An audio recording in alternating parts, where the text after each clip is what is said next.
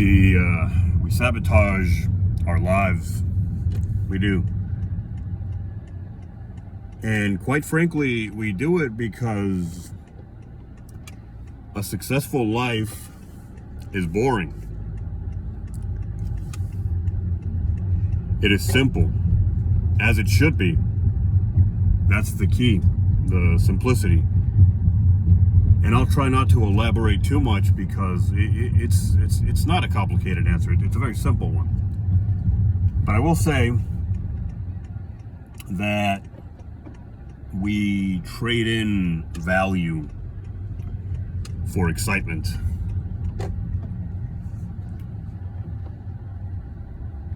You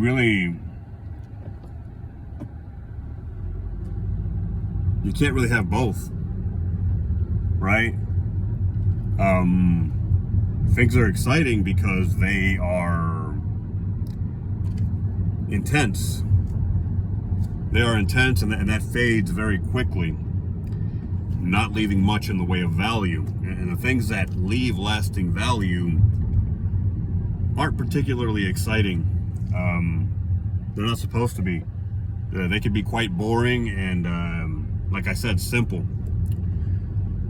You trade in value for excitement. You can have one or you can have the other. Or you can have a combination of both, but there's gonna be a trade-off involved for sure. There's gonna be a ratio of one or the other. You know, you might have more of one and less of the other, or the other way around. And on a side note, you know, I'm not a big fan of these side notes, but details have to be brought into the picture, right? I'm not a fan of them because I dig in, you know, but I'm leaving this one till the end so that, you know, I've explained what I wanted to explain, and I can cover this. That side note is that success, I mentioned success, right? Successful lives. Success does not hinge entirely around money. I say entirely because although I want to say that success is not about money, I have to admit that money is an inescapable part of the equation. Money is part of life, and we need money to survive. On top of that, you know, success does involve some of the luxuries. That can't be avoided, and those can't be had without money. However,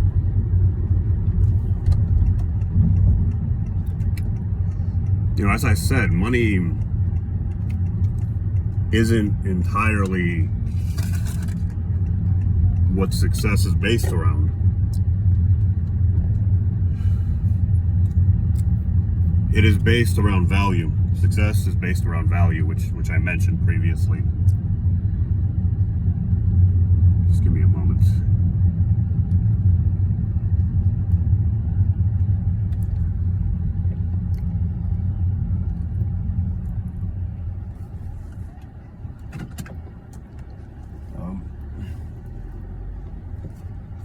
Value, which can come in many forms.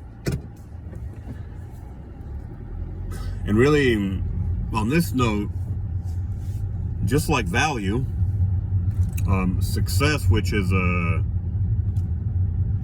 product of it, is self-defined. You know, you define what means something to you, what has value to you.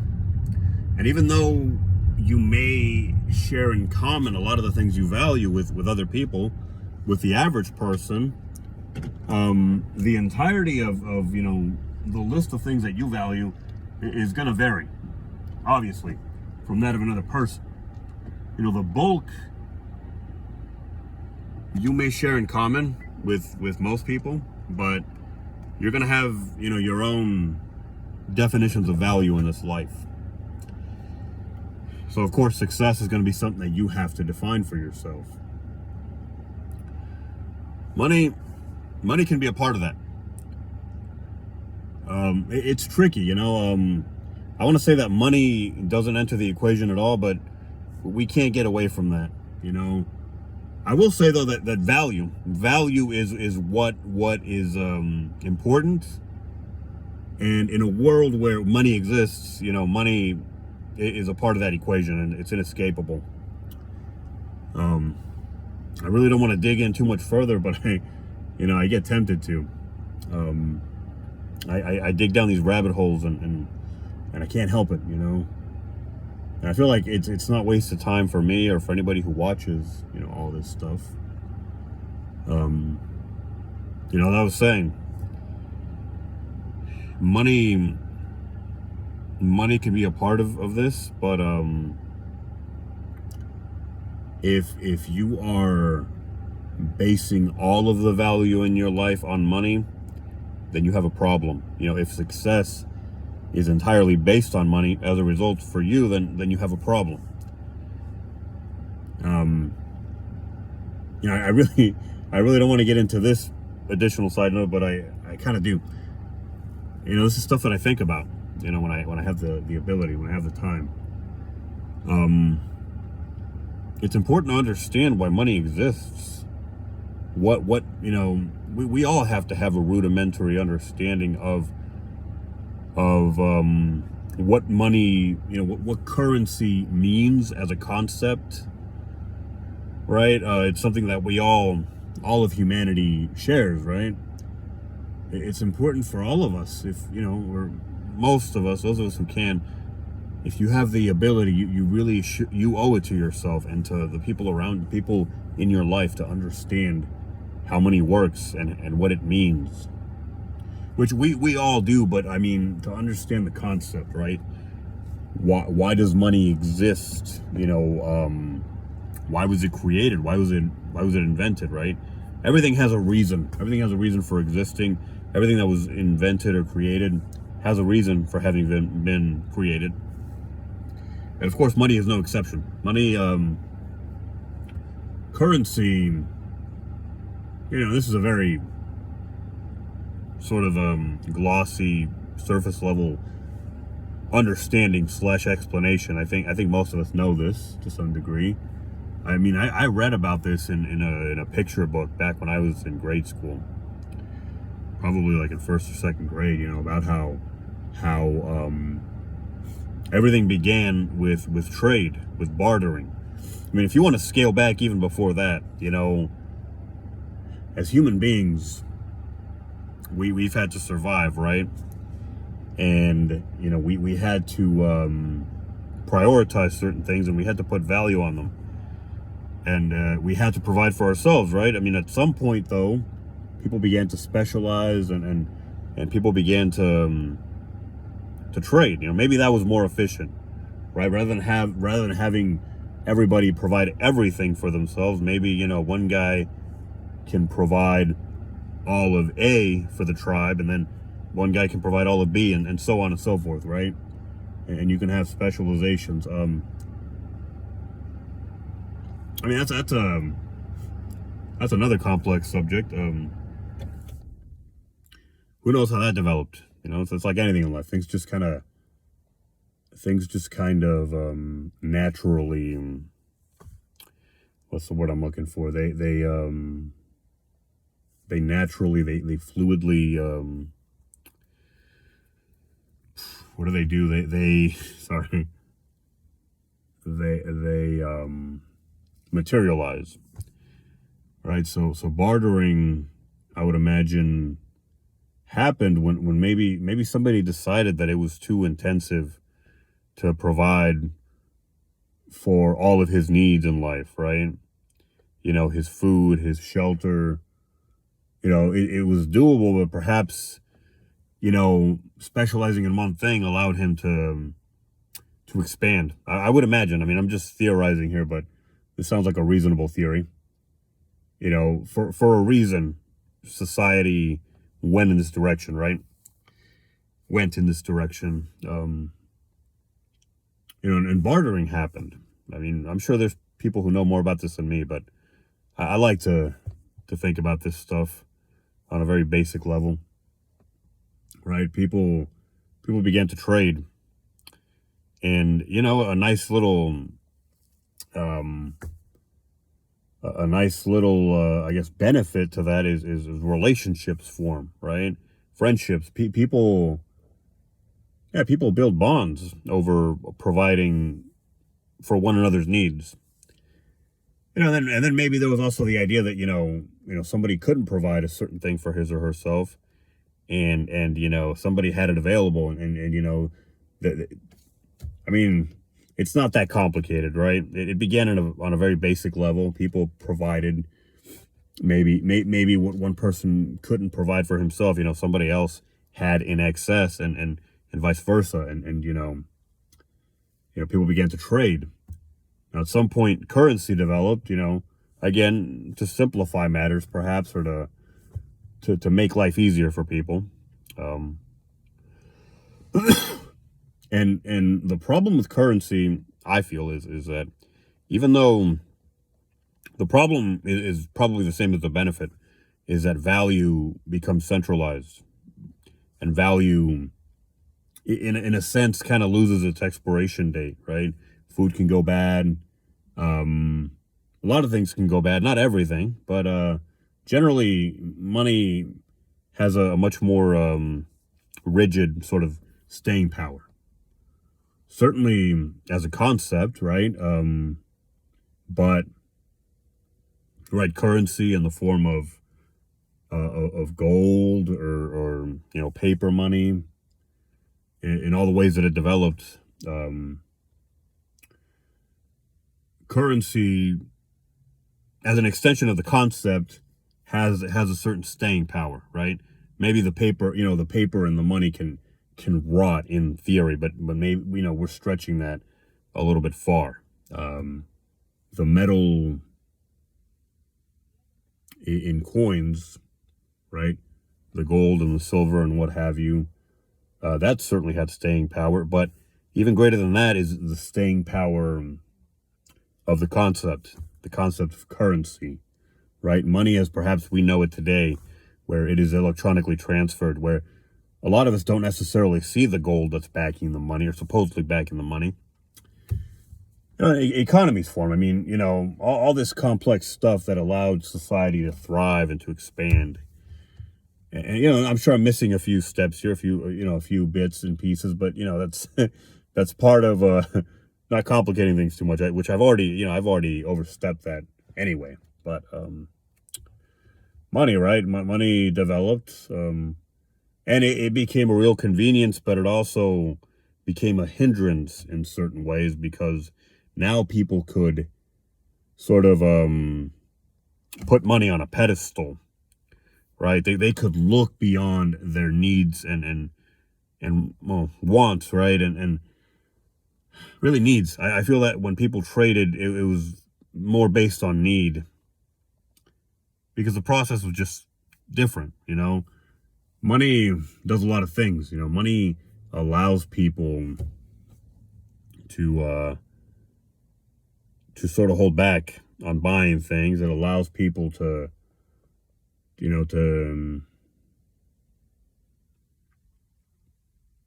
well, give me a moment. It expands possibilities, but it also creates limitations, right? Money allows people to it could be accumulated, which I'm getting to a dead end, because these are things that can also be done with trade, but again, a little more efficiently. Maybe we should get into the limitations of money, right? People can hoard it. People can hold on to it. Yeah, people can hold on to the things they trade, but it's different, right? Trade is more fluid. It does have that expiration date that I mentioned, and it's based on the needs of one individual and another. People exchange things. And value really is more in the moment, You exchange for what you need rather than for a coin or a bill. And so you don't have the same, I guess you have to be more mindful of your needs, really. when you're working with a system like that. And that's one of the downfalls of money, is that, people provide for their needs first and foremost, but people have the capability to kind of to focus more on their wants, right? Especially when a concept like credit comes around, people can not worry about, right, the money. That they're not feeling it in the same way, right? Of course, with credit, all right, you feel it later. You feel the sting later. But even with money, you're not losing something per se in exchange for something else. You're not weighing the value of a thing against, the thing you're giving out against the thing that you're receiving. You're not looking at something and recognizing that maybe you don't need it, and exchanging it for something that you truly need, right? That sort of that organic nature to the relationship of exchange kind of goes away with money. Money, like I said, it centralizes things. I'm not drawing a blank, but I'm bumping into walls here a little bit. And that's okay. It's part of life. I'm trying to get to the bottom of this. Money, makes it so that you don't necessarily have to do these sorts of things. You have to know the value of things, don't get me wrong, but you don't weigh the value of one thing against the value of another, which, kind of cuts one link in the equation, in the chain, and in the relationship, right? You're just, money sort of depersonalizes the whole thing. Now, everybody uses money, so, really, money is given a specific value. Things are given a specific value. It becomes less about what a thing is worth to you, and more about what the system values a thing at, based on society's needs as a whole, right? It's no longer about your needs, right? You're not trading something that you don't need all that much for something that you do need. And so you're not in this sort of in a constant awareness of your needs versus your wants, right? You're focusing more on things you need, right? When you trade. Even though, of course, I think simple trading and bartering does allow for going beyond the necessities and providing for one's wants to some extent, but perhaps that's why money came into the picture. Money, again, it expands possibilities in the way, just as it creates limitations. Money paved the way for credit, right? But certainly, I would have to imagine that, when somebody thought of the concept, it had to have originated when maybe, somebody had an excess of something, and there wasn't anything they particularly wanted, or I suppose more importantly, needed. So they wanted to hold on to that value, and maybe they couldn't. Maybe what they had didn't hold, right? Maybe it expired and there was no way to preserve it. Who knows if money would have developed in an age like today's?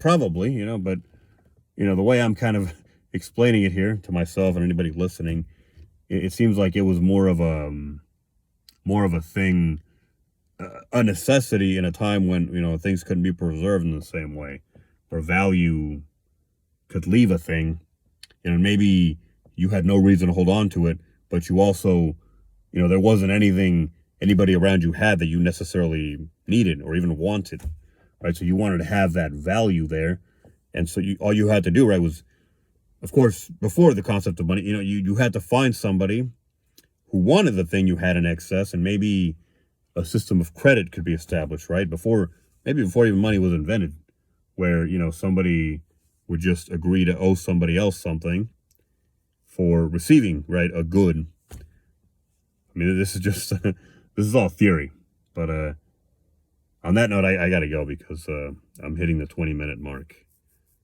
And that's about as much as I can post, at least on Instagram.